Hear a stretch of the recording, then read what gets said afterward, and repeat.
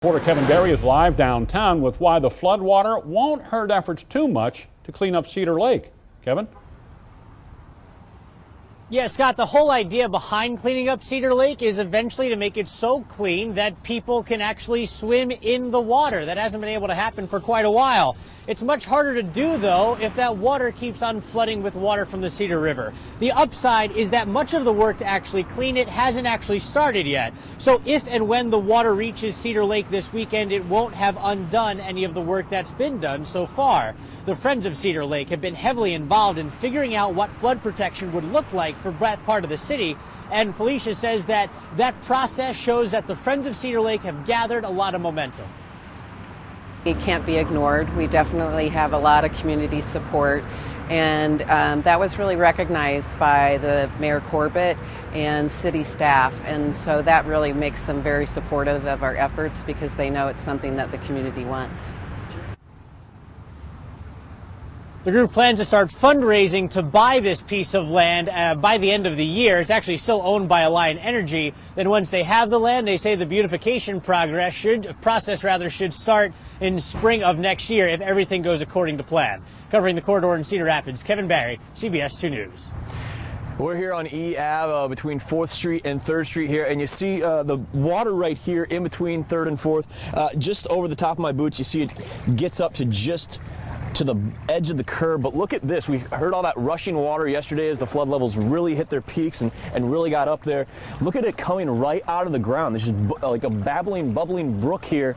And as you look down towards 3rd Street here on E Ave, you see the water does get a little higher as you get towards the intersection there. You see these sandbags in place. They're doing their jobs, protecting the barriers here. Obviously, the road closed all over here on E Ave. Here's the good news. Here's the caveat.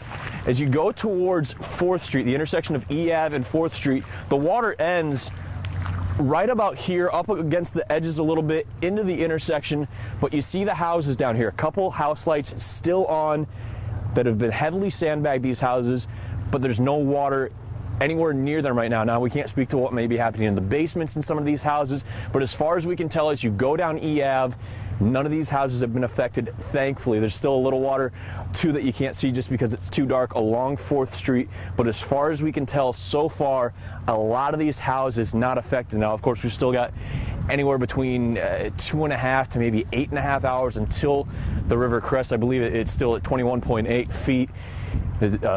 Crest still set for 23, but so far, again, we came in today cautiously optimistic of what could happen. We saw what happened back in 2008, the difference of 8 feet between crest level and what it was back then. No precipitation, all the prep time. It looks like so far, knock on wood, fingers crossed, we're in the clear for now, but again, still we've got a third of a day maybe until this crest hits. But so far, it's damp down here. There could be some more things happening, but as far as we can see with the naked eye here, you know, at 4:40 in the morning, we're doing okay so far. So obviously we'll keep everybody up to date, but so far so good, I guess, as much as you can ask for in these scenarios. Joe? Yeah, well, as you said, we're still at major flood stage, but as we've passed the crest, now the conversation is starting to turn to sandbag disposal and disassembling some of that temporary flood systems. Right now, the city is working on a plan to remove sandbags from residential properties free of charge, but they're asking people to be patient. They also have some suggestions on how people can use them at their homes. They say it can be used for things like cleaning up oil spills and traction in driveways this winter. Next week, garbage service will be accepting 2 extra 35-gallon bags to help remove garbage that wasn't picked up during the last week. We've also been getting a lot of people asking why the city just doesn't use the temporary protection as part of a more permanent system. But Public Works Director Jen Winter says a lot of the temporary protection doesn't have the proper materials for a permanent levee. And some of the permanent levees that were in place already were letting water through during the high waters. And with a permanent system, we don't want to see anything like that happening. So they want to be able to rebuild that system with the proper materials and proper oversight from the Army Corps of Engineers. In Cedar Rapids, covering the corridor, Joe Huisinga, CBS 2 News. Again, Kevin. Yeah, Karen, a big part of that Cedar Lake project is all about making all that water clean enough so that people can swim in it. It's right on the other side of the Quaker Oats factory, which is right over there on the other side of 380. And that's why the group Friends of Cedar Lake, they're an active voice in flood protection plans for the lake area, trying to make sure the lake stays protected. The flooding that's expected to happen this weekend will almost certainly reach that lake. But the Iowa DNR says it's actually not a huge problem. The process to clean up the lake is so early in that progress that even a lot of the dirty floodwater that will undoubtedly get into it isn't going to ruin much of the progress. I'm not concerned about it at this point because there has not been any kind of mitigation work done to this point. And again, the DNR wouldn't have concerns about that either at this point because they need a lot more information before they can determine what the long-term goals for the lake would be. The group plans to start fundraising at some point this year. They plan to purchase the lake soon after. It's actually still owned by Alliant Energy. And then soon after that, they'll start improvements in the spring. We'll be sure to keep you updated on all of the new developments from Linn County leaders. And right now we're joined by Cedar Rapids City Manager Jeff Pomerantz. Mr. Pomerantz, if you wouldn't mind stepping in. We were just hoping to talk to you a little bit about, as the mayor was coming out, he just told us that the city is looking into trying to get extra HESCO barriers from Peoria, Illinois. Is that because the change in Crest has come into effect now? That's correct. We just want to do everything we can to protect the city, and so that change is necessitating more equipment. Sure. How much time, when did you guys decide that you needed a little bit extra help now, even just with a foot? A few moments ago. So we believe now we've located 4 miles of these barriers in Iowa City at the university, so it won't be necessary, we don't believe, to go all the way to Illinois. So they'll be coming up from Iowa City now? That's correct. So then will they start to come in tonight then? Yeah, it's our intention to work through the night wherever possible. So we're going to get extra lighting, and then there's a number of areas that are already lit. So we're going to waste no time, get moving on these, and get them up as quickly as we can. Well, Mr. Pomerantz, thanks so much for your time. Thank you very much. Cedar Rapids City Manager Jeff Pomerantz. Now we're throwing it downriver a little bit to Melanie Moore. She's looking at efforts in the Czech Village. Yeah, we're actually on the other side of the HESCO barriers here on Ellis Boulevard, and this was one of those danger zones. We were all wondering what would happen with this floodwater. We know what happened in 2008 when it hit 31 feet. I've got good news. We're going to swing around here. It's such an eerie sight to have the wall here, these homes here, but if we look over to the left, the river's flowing, but it's not near these houses. Some of these sheds and garages in the back may be taking on a little bit, but these homes themselves well clear of the floodwaters, and again, not that far from the crest now, so it looks like, again, as we've said all morning, knock on wood, fingers crossed, salt over the shoulder, it looks like these homes are going to be fine, and what a relief that is for so many of these homeowners that stayed here in 08 and came back after the floods went down. Again, we told you earlier, we talked to a homeowner who said he didn't really bother even sandbagging some of these, his house, and you see it around here. A lot of these houses aren't sandbagged, or they're very minimally sandbagged because they know what 31 feet did, and 23 is a walk in the park in the grand scheme of things compared to what it was. So here's the good news on the other side of the wall is that these homes on Ellis Boulevard who went through so much 8 years ago, the ones that are close seem to be untouched, the ones on the other side of the wall very clear of that. So that's the good news here on Ellis Boulevard. Again, it was right in the middle of all of this 8 years ago, but we're happy to report that the water seems to be well clear of where it was.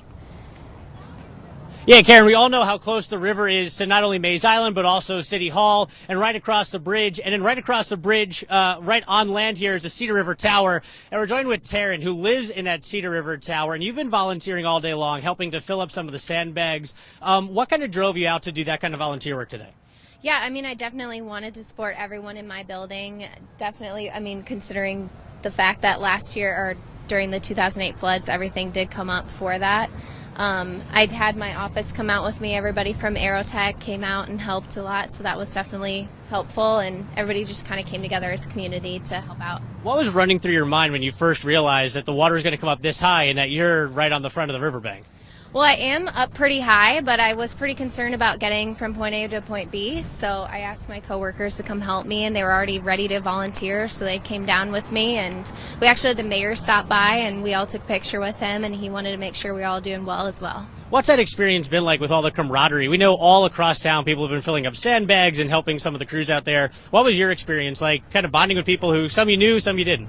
Yeah, I mean, I definitely worked with a lady that I had never met before, and I put a shovel into the sandbag that she was filling and tying. Everybody just worked together. Even if you didn't know anybody, I met some people from my building that I didn't even know before this. We have a long weekend ahead of us now. What's your plans moving forward? Are you going to do more sandbagging? Are you going to go somewhere else? How does that work for you? Yeah, so we're actually headed down a little bit further to see if there's anywhere else we can help out. As far as for the weekend, I'm going to kind of play it by ear and evacuate if I need to. We're going to find out on Sunday if we have to, but I'm going to definitely have a bag packed. Taryn, thanks so much. We appreciate it. Thanks for coming on with us. So she lives over at the Cedar River Tower apartment building. And something else that we've been kind of noticing all day long, you have a really good example of it right here, is all the traffic downtown. The city's been on Twitter telling people not to come downtown if they don't have to. It's already congested. They're trying to shut down some streets. They have heavy machinery on others.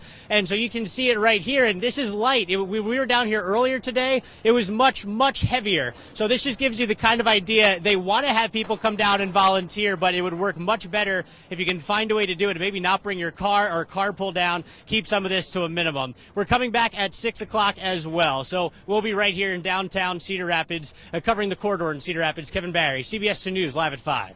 All right, Kevin, thank you. And CBS 2 and Fox 28 reporter Mitch Fick, also live in Cedar Rapids. Mitch, where are you right now?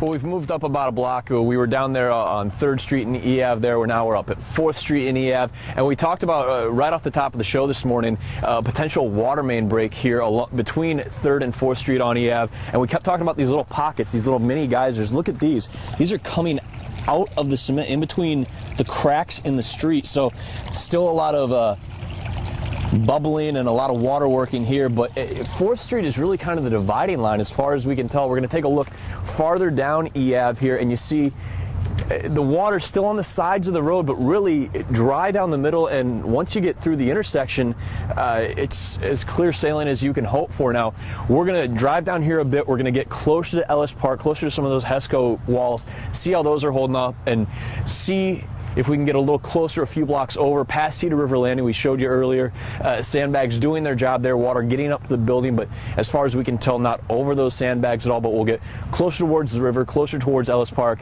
and see what else we can see. But again, right here, 4th Street and EAV seems to be kind of the dividing line, at least in this part of the area of these waters. And again, this is a lot of stuff coming out of drains and all that. We've talked about the potential water main break, but again, so far this has been the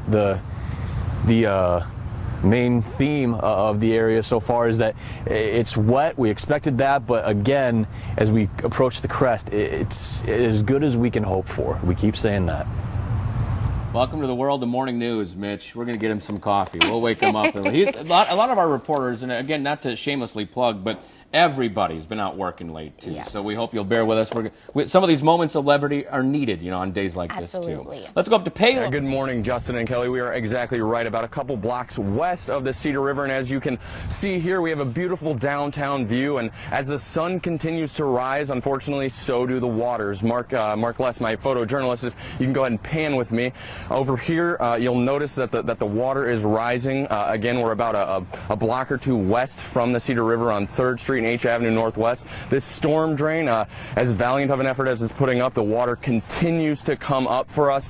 In the short while Mark and I have been here, probably 15 to 30 minutes, it's risen about 3 inches total. So, this is what you're going to expect in this kind of weather. I was here for the 08 flood, and it's very reminiscent of that. I'm sure any viewers who are watching this can kind of relate, who were in the area at the time. With that, I'm going to go ahead and send it back to you guys in the studio, Justin and Kelly, and we are going to actually make our way closer to the Cedar River. So back to the studio. Fox 28 News reporter Mitch Fick to see where he is and what he's seeing. Mitch? Yeah, we're here on Ellis Boulevard, and on the other side of the wall right now, we've showed you earlier as we go over to the left side, the houses are safe. Houses are safe. A lot of this water isn't even going to get up to the HESCO barriers and the berms and everything. A little bit maybe back in those sheds you see kind of far back there, but other than that, it looks like these homes are going to be okay. But of course, if we've learned anything during the flooding of the last, say 25 years or so here in Cedar Rapids, we know Ellis Boulevard does tend to get some water, and we do have some here. A home over here on this side looks like there's probably a little bit of water going into that. Doesn't appear to be anybody home, but again, for the most part, Ellis Boulevard is doing what Ellis Boulevard does during flood season. As far as we've heard, houseboats have been sealed up pretty well, and it's really just a lot of flooding in places where there isn't a ton of homes or any people being affected. Obviously, the ballparks here, the concession stand here at Ellis Park, getting underwater, getting some water damage. But for the most part, again, that's been the theme of the day so far, is that homes are safe, people and their property are being protected, whether they were sandbagged or maybe that water's not even getting to the sandbags. So a lot of positive news. Again, we're not out of the water, pun intended, just yet, but for the most part, the story continues to be that it looks like we made it. We've made it through, but again, still a ways yet to go, but I think we can at least keep that glass a little more than half full now, guys. Thank you, Mitch. We appreciate you showing us that. We want to remind everyone that here at 10 o'clock, we're going to be... Melanie? Scott, Karen, we spoke with several business owners here today. They are hoping for the best, but they're preparing for the worst. Right now, they're in the process of figuring out what can stay and what needs to go. If water reaches that 24-foot level, they say that could mean 3 or 4 feet of water in their business. Some of the business owners who were here in 2008 say there was 9 feet of water in their business then. Of course, right now they're hoping that all of this preparation won't be needed after all. That would be the best case scenario. I would like to see none of the businesses disrupted. If we did this once, we can do it again, and we will. We'll just get her done. Short-term Check Fest has been canceled for this weekend. Long-term, some business owners that we spoke to fear that if the worst happens, some of these businesses wouldn't reopen. Covering the corridor in Cedar Rapids, Melanie Moore, CBS 2 News. Right now, Joe Huisinga was live there, and he's live with us now to update us on all of that information from the press conference. Joe, what's going on? Well, guys, there are several very important points that were talked about this morning. I want to start with mail delivery in the evacuation zone. We've been getting a lot of people asking us about this. Right now, I'm being told that mail addressed to the flood zone can be picked up at the West Side Post Office. Now, that's at 1930 Wiley Boulevard Southwest.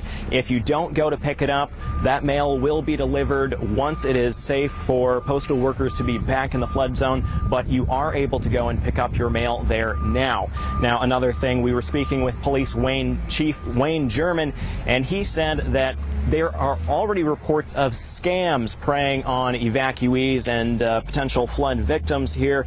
Now, that first scam that he mentioned is calls are being placed to residents telling them to leave their homes unlocked for emergency personnel to get access. He says you should absolutely not listen to these calls. Secure your homes and make sure all your things are locked up, because there is no reason that emergency personnel will be entering any unoccupied structures in the evacuation area.